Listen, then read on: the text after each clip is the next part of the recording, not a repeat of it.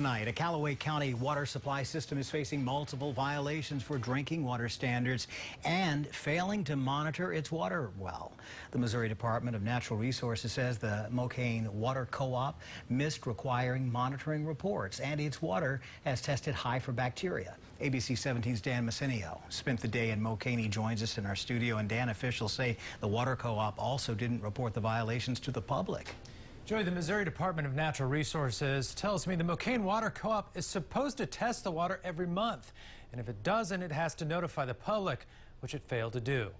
Natural resource officials also say Mocaine's water supply exceeded the maximum contaminant level during August.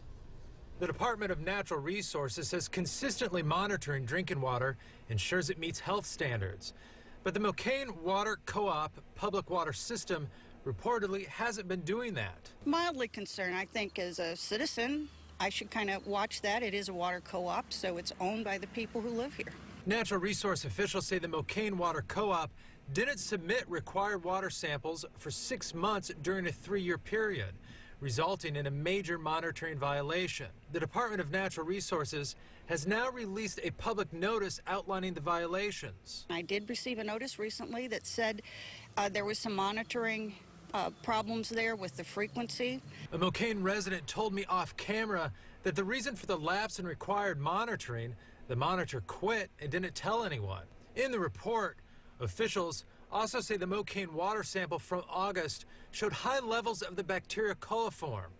They say it can be an indicator that other potentially harmful bacteria may be present. I'm not worried enough to quit drinking the water.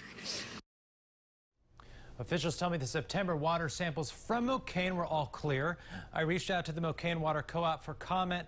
I have not yet heard back. Dan, thank you. Natural resource officials tell us the Mocaine Water Co-op is now in compliance with all monitoring requirements.